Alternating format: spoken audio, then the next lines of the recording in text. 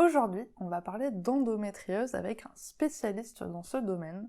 Ça sera également l'occasion de découvrir une plateforme dédiée à cette maladie. Parentalité et adolescence. Parentalité et adolescence. Bonjour et bienvenue sur Parentalité et Adolescence, le podcast qui vous donne des outils et des clés dont vous avez besoin grâce à des interviews d'experts sur divers sujets autour de l'adolescence. L'adolescence n'est pas obligée d'être synonyme de chaos, alors soyez joie, il y a des solutions.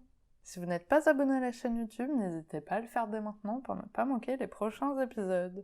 Aujourd'hui, je vous propose de parler d'endométriose avec le professeur Charles Chaperon, spécialiste de réputation internationale en matière d'endométriose. Il intervient fréquemment dans des congrès scientifiques et il est l'auteur de nombreuses publications dans ce domaine. C'est également l'un des cofondateurs de la plateforme Luna dédiée à cette maladie. J'espère que cet épisode vous plaira. Bonjour Monsieur Chaperon. Bonjour. Alors pour commencer, pourriez-vous vous présenter s'il vous plaît? Donc moi, je suis le professeur Chaperon, je travaille à l'hôpital Cochin à Paris et je dirige un service de gynécologie où on fait la prise en charge de l'ensemble des pathologies gynécologiques avec un thème de recherche qui est celui de l'endométriose et de l'adénomiose sur lequel sont axés tous nos travaux, toutes nos publications, que ce soit de la recherche clinique ou de la recherche fondamentale. Et nous avons créé une société scientifique internationale qui réunit tous les ans entre 1000 et 1500 personnes dans un congrès international qui a lieu sur les différents continents, justement centré sur le thème de l'endométriose. Génial. Alors merci beaucoup pour cette présentation. Alors aujourd'hui, effectivement, on va parler de l'endométriose. Est-ce que vous pourriez nous expliquer ce que c'est, nous donner sa définition, s'il vous plaît? Alors, définir simplement l'endométriose, ce n'est pas si simple. C'est qu'au niveau donc, de l'utérus, il y a une muqueuse à l'intérieur de l'utérus qui s'appelle l'endomètre et qui, sous les stimulations hormonales, va desquamer à chaque cycle, ce qui va donner les règles. Et l'utérus, c'est un muscle. Ce muscle va se contracter et va chasser le sang à travers le col de l'utérus dans le vagin pour donner la menstruation.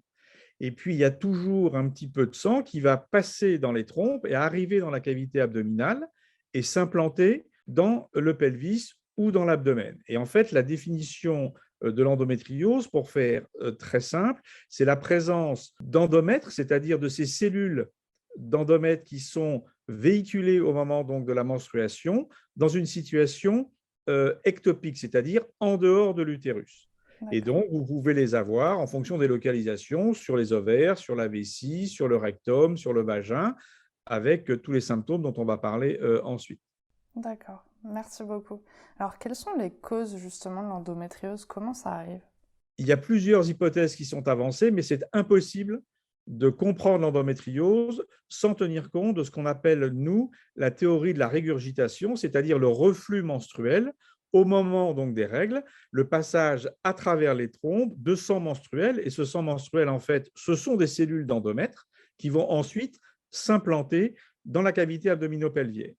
Et les deux grandes hypothèses, c'est que si cet endomètre arrive à s'implanter, c'est peut-être qu'il est un petit peu plus résistant que l'endomètre normal.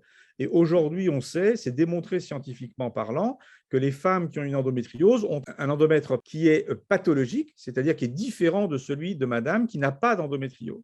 Et ça peut expliquer le pourquoi de son implantation et ensuite de son évolution, de sa progression sous la stimulation lors des cycles menstruels suivants. Et la deuxième grande hypothèse, c'est que si cet endomètre qui est différent, qui a plus de capacité à s'implanter, il va peut-être aussi être facilité quant à son implantation parce que le profil immunitaire de la patiente est différent. Et aujourd'hui, il y a de nombreux travaux, certains auxquels on a participé, qui montrent que les femmes qui ont une endométriose ont un profil immunitaire qui est différent et qui explique aussi pourquoi ces femmes qui ont l'endométriose ont des pathologies qui sont associées à l'endométriose, et notamment des pathologies auto-immunes comme les migraines, comme le lupus, comme les rectocolites hémorragiques, comme la maladie de Crohn, comme tous les problèmes de thyroïde. Donc voilà, c'est à partir de la régurgitation, c'est à la fois peut-être un endomètre plus résistant, donc qui s'implante plus facilement, et dont l'implantation est peut-être facilitée parce que le profil immunitaire va l'y aider et que la patiente a un profil différent. Et puis, dans certains cas, eh bien, les deux explications peuvent être associées chez une même patiente. D'accord, très bien. Alors, chaque personne est différente, mais est-ce que c'est possible de citer quelques-uns des symptômes qui sont ressentis par les personnes qui souffrent d'endométriose?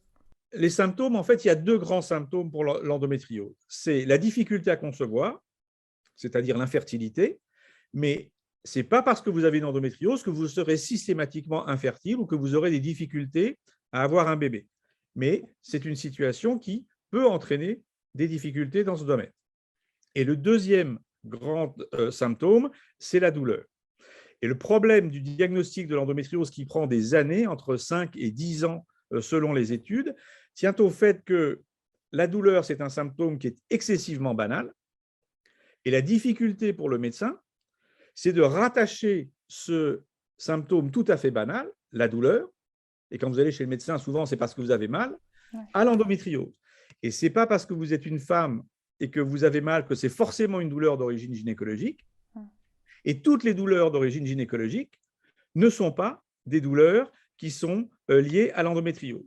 Donc c'est là où est toute la difficulté du symptôme. C'est-à-dire qu'on a quelque chose du diagnostic, c'est-à-dire qu'on a quelque chose de très banal comme signe d'appel et qui va ensuite être attaché à l'endométriose. Alors les éléments qui peuvent nous aider, c'est que quand même, on l'a dit dans la cause de l'endométriose, tout est lié au cycle menstruel.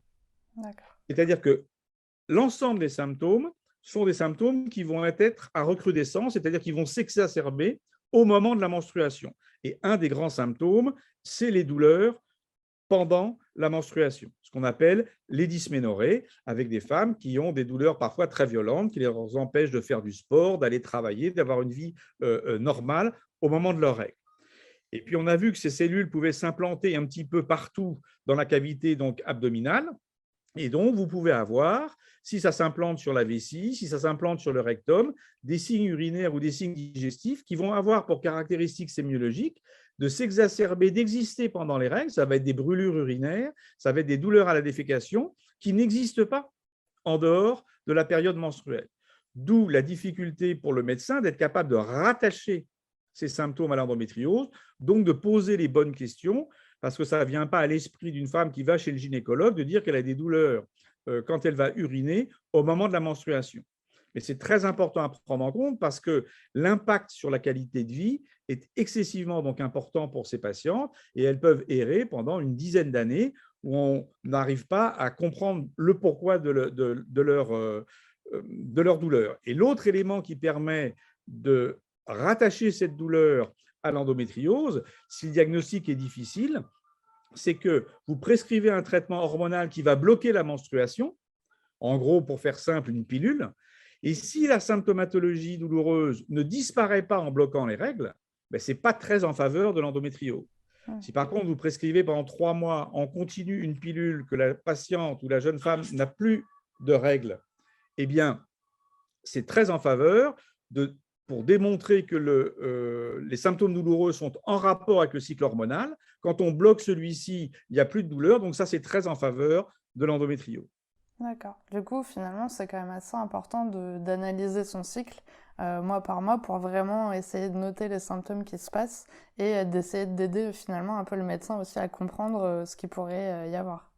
Alors ça, c'est une remarque essentielle que vous faites et c'est pour ça qu'on a, avec d'autres médecins, créé une application qui s'appelle Luna, qui a 2 versants, c'est-à-dire donc une application donc sur smartphone et aussi un site internet dans lequel on donne toutes les informations dont on est en train de parler sur les causes de l'endométriose, sur l'impact sur la qualité de vie, sur la façon de gérer son endométriose.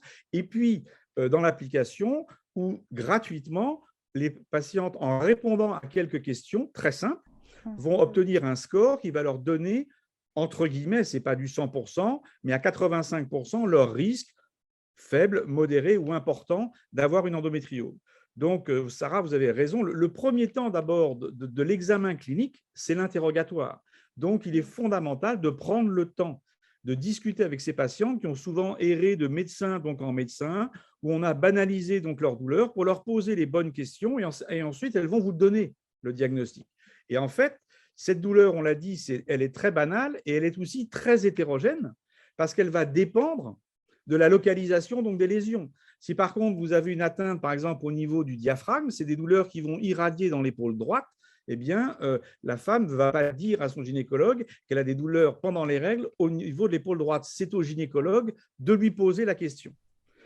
Et puis l'autre douleur, donc il y a les douleurs qui sont pendant la menstruation, il y a les douleurs qui sont liées au site d'implantation des lésions quand les cellules ont régurgité dans la cavité abdominale, et puis la partie la plus déclive de la cavité abdominale, quand une femme donc, a ses règles, le sang va tomber dans la partie la plus déclive, et la partie la plus déclive, c'est en arrière de l'utérus, au sommet du vagin. Et c'est là où, pendant les rapports sexuels, la verge vient buter quand il y a une pénétration. Et le troisième grand symptôme, c'est ce qu'on appelle, nous, les dyspareunies, c'est-à-dire les douleurs pendant les rapports sexuels, qui seront d'autant plus importantes que les positions favorisent la pénétration profonde et qui seront d'autant plus importantes aussi que les rapports sexuels ont lieu à proximité du cycle menstruel. Oui, d'accord. Et à partir de quel âge on peut souffrir d'endométriose? Est-ce que c'est vraiment au moment où les règles se déclenchent ou c'est plus tard? Est-ce qu'il y a un cycle comme ça? Alors, on l'a dit, cette maladie, c'est impossible de la comprendre sans tenir compte de la menstruation. Donc, globalement, c'est une maladie pendant la période de l'activité génitale, entre l'adolescence et entre la ménopause. Par contre, on a vu aussi que, pour les raisons qu'on a discutées, le délai du diagnostic est relativement long et peut prendre jusqu'à 10 ans. Donc, c'est vrai que, classiquement, on voyait des patientes entre 25 et 35 ans qui avaient de l'endométriose. Et aujourd'hui, on se rend compte qu'en fait, il peut y avoir de l'endométriose beaucoup plus jeune, chez des adolescentes, et que si on est capable d'interroger correctement les adolescentes, on peut individualiser des signes qui sont annonciateurs d'endométriose. Ce qui est assez logique, puisque avec la puberté, c'est le début de la menstruation. Alors, si vous avez vos règles à 13 ans, vous n'allez pas avoir l'endométriose à 13 ans et demi. Mais par contre, la puberté des femmes qui vont développer ultérieurement de l'endométriose est différente de celles qui n'en ont pas. Et en gros, c'est des dysménorrhées, c'est-à-dire des douleurs pendant les règles particulièrement intenses. Et quand vous interrogez une femme de 35 ans pour lui dire, sur une échelle visuelle analogique, comment est-ce que vous cotez votre douleur quand vous aviez 14 ans au moment de vos règles, elle ne s'en rappelle pas. Par contre, elle se rappelle très bien si elle ratait l'école ou la fac. Donc, c'est une question à poser. Ce n'est pas normal qu'une jeune femme, alors ça peut arriver une fois ou deux, mais si régulièrement une jeune femme rate le sport, rate l'école, rate la fac entre 15 et 22 ans, ça prouve qu'il se passe quelque chose. Et ça doit être un signe d'alerte. Et l'autre élément, c'est ce qu'on a dit aussi tout à l'heure, une façon d'aider au diagnostic, c'est de bloquer la menstruation. Donc, quelles sont les femmes qui ne prennent pas d'antalgiques pendant les règles? Je pense qu'il y en a très, très, très peu. Mais en général, avec des anti-inflammatoires classiques, les choses se passent relativement bien. Si vous êtes obligé, chez une jeune fille de 15 ans, de lui donner non pas à visée contraceptive, mais à visée antalgique, une pilule pour lui bloquer les règles, c'est que justement, il se passe quelque chose. Donc, les deux questions à poser pour les jeunes femmes, c'est de savoir si elles ratent l'école et si les antalgiques habituels ne sont pas suffisants et obligent la prescription de traitements hormonaux en continu pour bloquer la menstruation. Et aujourd'hui, on est en train d'ailleurs de faire une étude sur le sujet et on se rend compte qu'en interrogeant donc des femmes très jeunes et grâce au progrès de l'imagerie aujourd'hui, que ce soit l'échographie par voie vaginale ou si elles sont vierges, l'IRM, on trouve des lésions d'endométriose chez des femmes qui ont moins de 20 ans. Donc, c'est effectivement une maladie de la période d'activité génitale parce qu'il faut un certain temps pour que la maladie se développe, mais la puberté de ces jeunes femmes est différente avec les deux signes qu'on vient de dire. Et d'autre part, l'imagerie démontre, si vous faites des IRM ou des échographies vaginales à des jeunes filles de 18 ans à qui il faut donner la pilule parce qu'elles ont des règles trop douloureuses pour les soulager, vous allez trouver, plus que dans la population générale, de l'endométriose. D'accord. Alors, vous nous avez cité quelques symptômes. Si une jeune fille donc, se pose des questions justement et aimerait confirmer ou infirmer qu'elle souffre d'endométriose, quelles sont les démarches à suivre du coup pour avoir ce fameux diagnostic? Alors, c'est une question cruciale là aussi que vous posez, c'est les modalités du diagnostic de l'endométriose en 2022. C'est-à-dire que les choses ont complètement changé. C'est-à-dire que le premier temps, comme on l'a dit, de l'examen clinique, c'est l'interrogatoire. Donc, il faut qu'elle voie un médecin. Ça peut être un généraliste, ça peut être une infirmière à l'école, ça peut être un pédiatre, etc., mais qui va prendre en considération son problème. D'accord. Je vois trop de femmes qui me disent « Vous êtes enfin quelqu'un qui m'écoute ». Donc, ce n'est pas une consultation qui dure 5 minutes. Il faut poser les bonnes questions, il faut créer un climat de confiance avec la patiente. Vous n'allez pas interroger une femme que vous voyez pour la première fois sur sa sexualité au bout de 2 minutes. Donc, il faut prendre son temps, avoir du temps, connaître la maladie. Donc, le côté le plus difficile, c'est effectivement de trouver un praticien, généraliste ou gynécologue, qui connaît la maladie, et d'où l'intérêt d'applications comme Luna, où on a pour objectif de placer des informations sur les centres experts, les réseaux sur lesquels on peut se référer. Et ensuite, cet interrogatoire, on a fait donc un score d'interrogatoire qu'on a mis dans l'application qui est gratuit. Les patientes ou vos jeunes patientes peuvent aller sur Internet, le télécharger gratuitement, répondre à des questions qui leur donnent ce risque d'endométriose. Et ensuite, la grande révolution de ces 10 dernières années qui fait que le diagnostic a complètement changé, c'est l'imagerie. C'est-à-dire qu'avant, on nous disait, pour être sûr qu'une femme a une endométriose, il faut avoir une preuve histologique, c'est-à-dire l'analyse d'un prélèvement, d'une lésion. Or, ces femmes, elles n'ont pas de cancer. Ces femmes, elles ne mourront jamais d'endométriose. Ces femmes, elles ont une vie qui peut être terriblement affectée, terriblement perturbée. Elles peuvent avoir des difficultés pour avoir des enfants, mais elles n'en mourront jamais.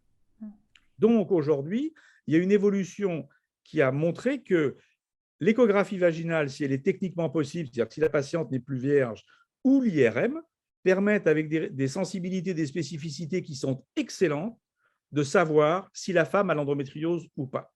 Et ça, c'est fondamental, parce que ça veut dire qu'aujourd'hui, il n'est plus nécessaire d'opérer une femme pour faire le diagnostic d'endométriose.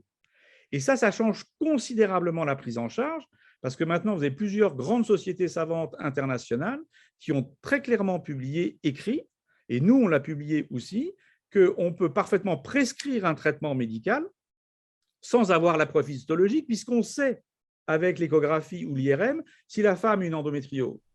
Donc, si vous diagnostiquez l'endométriose à 22 ans parce qu'elle a un kyste de l'ovaire, vous commencez son histoire endométriosique par une chirurgie, vous allez altérer la réserve ovarienne, et comme cette maladie, elle revient avec la menstruation, après l'opération, vous allez lui donner un traitement pour bloquer ses règles.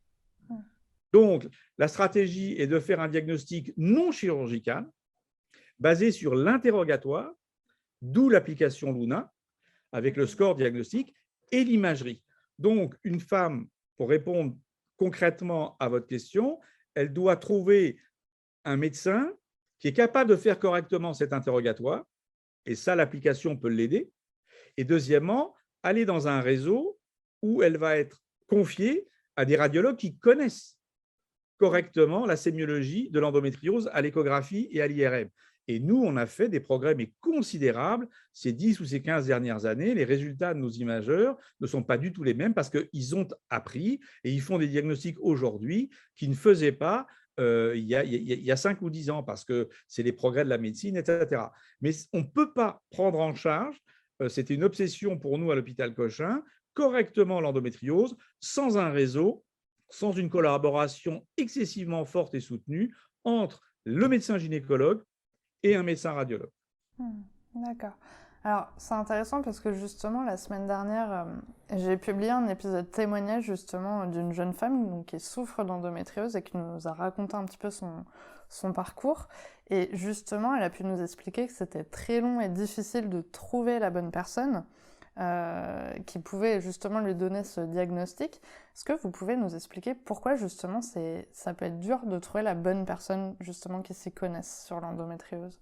Il y a plusieurs raisons. C'est que d'abord, moi, je crois, bon, mes études de médecine remontent à quelques temps, mais je pense que je n'ai jamais eu de cours sur l'endométriose. D'accord. Deuxièmement, la prise en charge de la douleur, dont on a vu que c'était le syndrome le signe d'alerte le plus important, eh bien, n'est pas très bien prise en compte, ou en tout cas pas depuis très très longtemps. hein. La péridurale pour les accouchements, ce n'est pas si récent que ça. Les traitements antalgiques après les opérations, ce n'est pas si vieux que ça, etc., etc.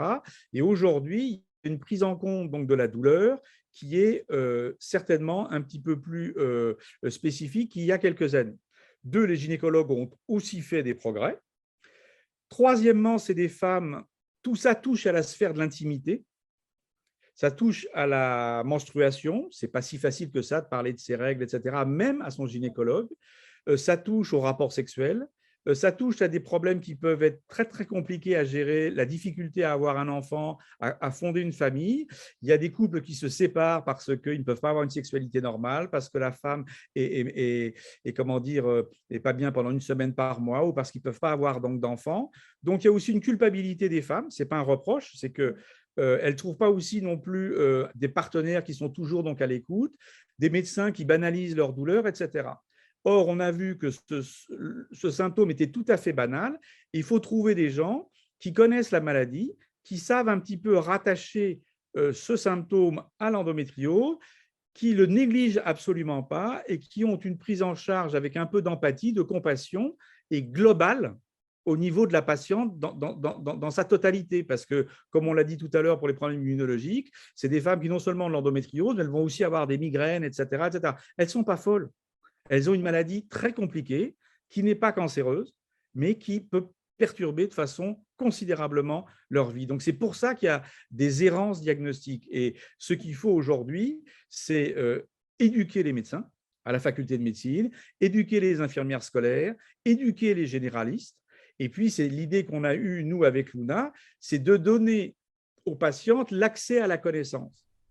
Et donc, avec l'application Luna, que ce soit sur l'application au sens propre du terme ou sur le site Internet, elles ont ces informations scientifiques parce qu'elles sont tout à fait capables de comprendre le pourquoi de la chose. Et quand elles vont lire un petit peu, si les articles qu'on a écrits sur la douleur et l'endométriose, elles vont dire c'est ça que j'ai. Et c'est elles qui vont dire à leur médecin mais arrêtez, faites-moi une échographie, envoyez-moi chez quelqu'un.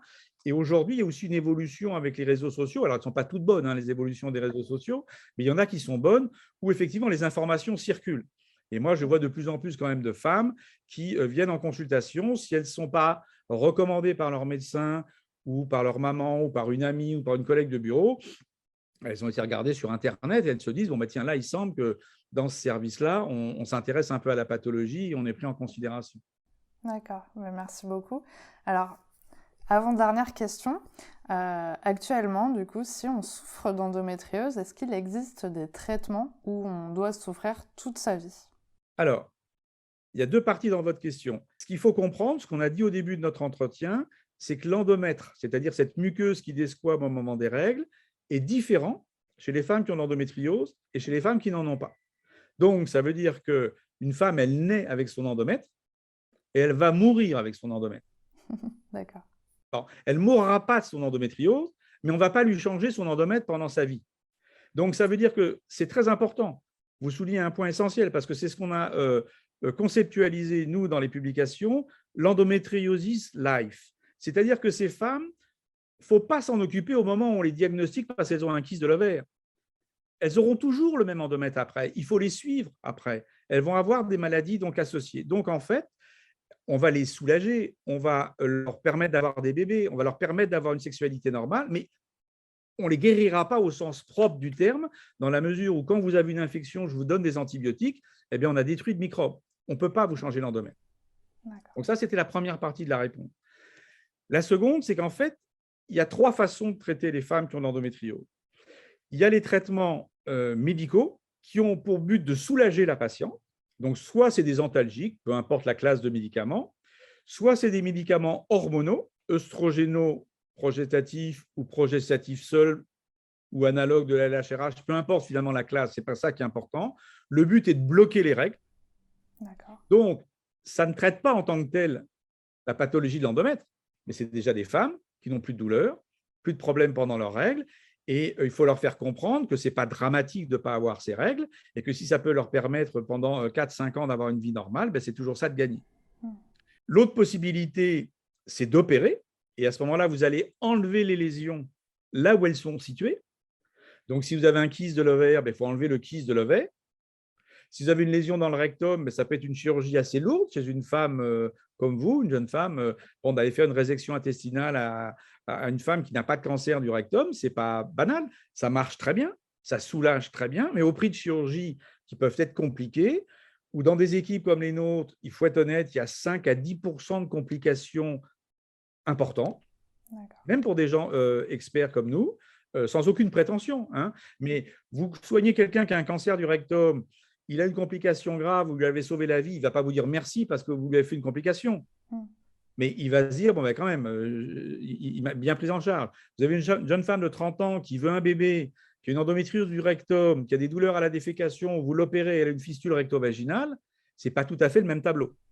Vous pouvez être amené à enlever des bouts de vessie, des bouts de vagin, etc. Donc, la chirurgie marche très bien. On est sûrement un centre en France qui en fait le plus, mais au prix de chirurgies qui peuvent être compliquées, avec, même pour des gens expérimentés, des risques de vraies complications, et pour la chirurgie ovarienne, d'altérer la réserve ovarienne, c'est-à-dire le potentiel de fertilité de la patiente, parce que si vous opérez et vous réopérez les kystes de l'ovaire, au bout du compte, il n'y aura plus beaucoup d'ovocytes. Et la dernière approche thérapeutique, c'est la procréation médicalement assistée. C'est-à-dire, en gros, pour faire simple, il y a différentes techniques, mais c'est la fécondation in vitro. Et à ce moment-là, vous recueillez les ovocytes, vous recueillez le sperme et vous réimplantez les embryons dans l'utérus. Et ça marche très bien. Donc, en fait, le challenge aujourd'hui, et c'est là où le fait d'avoir modifié la façon dont on fait le diagnostic, on n'a plus besoin d'opérer les femmes pour faire le diagnostic grâce à l'imagerie, change la prise en charge thérapeutique. Et en gros, où une femme veut un bébé, immédiatement, c'est-à-dire vous la voyez, vous le diagnostiquez une endométriose, elle veut un bébé. Il y a deux options thérapeutiques, soit vous l'opérez, soit vous faites une procréation médicalement assistée. On ne va pas rentrer dans le détail des indications là, mais c'est les deux grandes options. Vous ne pouvez pas lui donner un traitement hormonal parce qu'il va être contraceptif et il n'aura plus de règles. Par contre, si vous diagnostiquez une endométriose chez une femme qui ne veut pas un enfant, en tout cas immédiatement, vous n'avez pas besoin de l'opérer puisque vous avez fait une bonne imagerie. Donc, vous lui donnez un traitement hormonal. Et pourquoi ça, c'est une révolution? Parce que si vous l'opérez d'emblée comme on faisait, et on l'a fait, nous, il y a 10-15 ans, mais après l'opération, vous allez systématiquement lui redonner le traitement médical pour qu'elle n'ait pas de règles. Donc, en fait, on dit après, c'est une maladie qui récidive. Non, c'est une maladie qui vient avec la menstruation. Donc, soit vous opérez et vous donnez le traitement médical, et à ce moment-là, ça peut être une bonne option, mais vous avez d'emblée un double traitement. Autant essayer le traitement médical de première intention, et si ça ne marche pas, faire la chirurgie, ou alors vous l'opérez sans traitement médical et elle va récidiver puisqu'elle aura des règles. Donc, nous, on pense aujourd'hui que le moment clé, il y en a deux, c'est celui du diagnostic, comme vous l'avez soulevé, qui est un diagnostic clinique grâce à l'interrogatoire, l'examen clinique et l'imagerie, donc un diagnostic non chirurgical. Et ensuite, vous allez décider du moment de la chirurgie, parce que c'est rare quand même que ces femmes ne soient pas opérées dans leur vie endométriosique. Mais le moment où il faut faire la chirurgie, ce n'est pas le moment où vous la diagnostiquez, c'est le moment où elle veut un bébé. Si vous diagnostiquez une endométriose à une femme de 25 ans et qu'elle veut, parce que les femmes aujourd'hui, à tort ou à raison, on n'est pas là pour juger, mais veulent des enfants de plus en plus tard, l'âge de la première grossesse en France est après 30 ans. Bon, eh bien, vous lui donnez un traitement médical pendant 4-5 ans, eh bien, peut-être que d'ailleurs, quand vous arrêtez le traitement médical, elle sera enceinte malgré son endométriose. D'accord. Donc, le traitement médical peut nous aider considérablement à diminuer le nombre de chirurgies et à les planifier dans le temps. Et je pense que le moment, si la femme n'arrive pas à être enceinte spontanément, parce qu'il y a des femmes qui ont l'endométriose qui arrivent à être enceintes spontanément, c'est au moment où elles veulent un bébé et pas au moment où on diagnostique l'endométriose. D'accord, super. Merci beaucoup pour toutes ces explications. J'ai une autre question du coup qui m'est venue. Est-ce que sur l'application Luna, vous avez répertorié peut-être des professionnels du coup qui sont sensibilisés à l'endométriose ou pas du tout? Alors bon, c'est très difficile c'est pas le bon terme, mais de faire de la publicité donc en médecine, etc. Mais on a tous un petit peu quand même des réseaux, des correspondants, les choses se savent. Mais c'est vrai qu'on va essayer de trouver une solution dans l'application pour essayer d'orienter donc les patientes.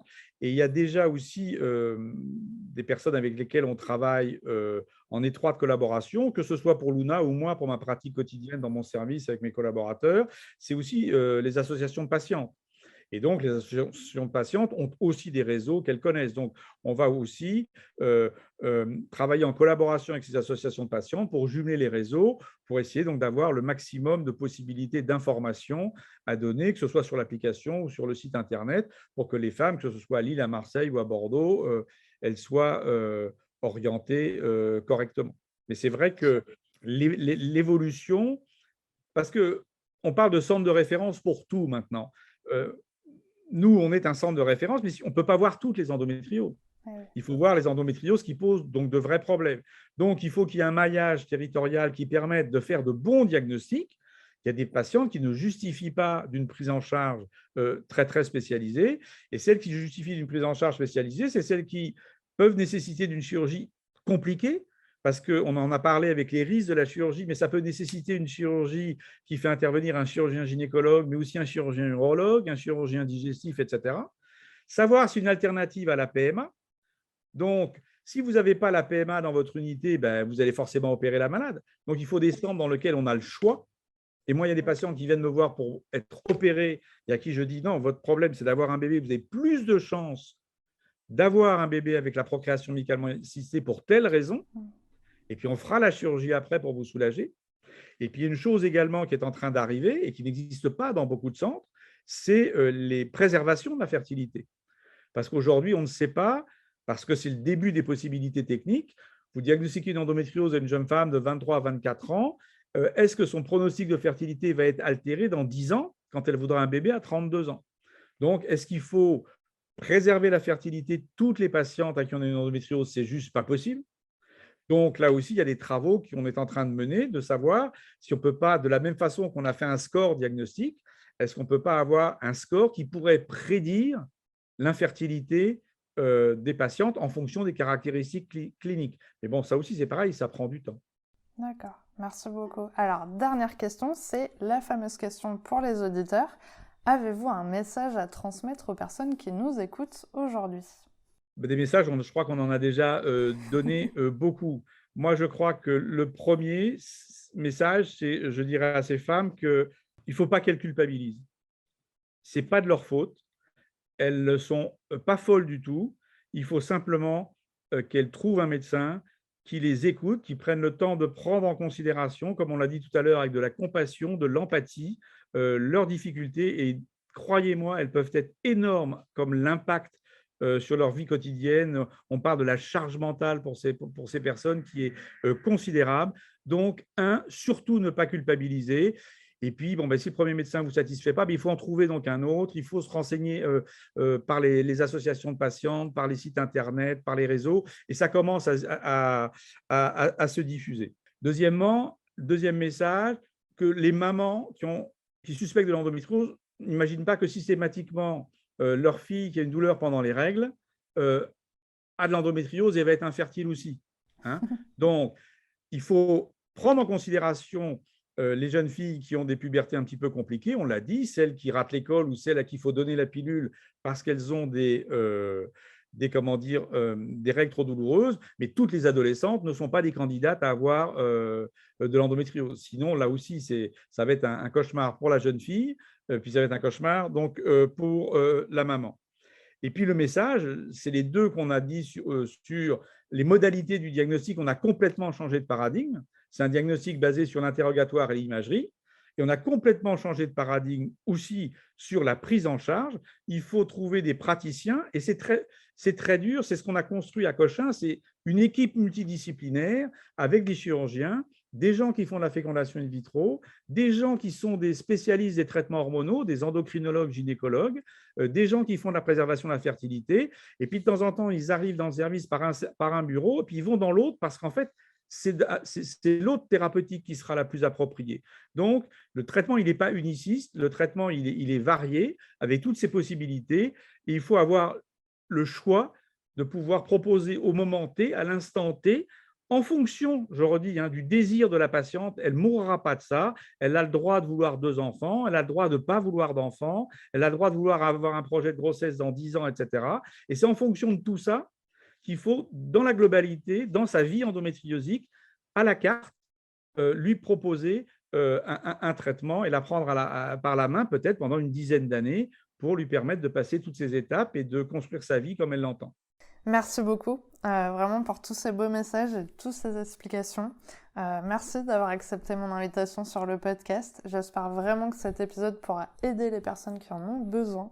Merci d'avoir pris ce temps avec moi pour échanger. Ben, merci Sarah, et puis c'est mon souhait le plus cher. Si on a pu aider un petit peu les patientes, eh bien on a fait une bonne interview tous les deux. Merci beaucoup. Merci d'avoir regardé la vidéo jusqu'au bout, j'espère qu'elle vous a plu. N'hésitez pas à la partager auprès d'un parent qui pourrait en avoir besoin. Et on se retrouve la semaine prochaine pour un nouvel épisode. À bientôt.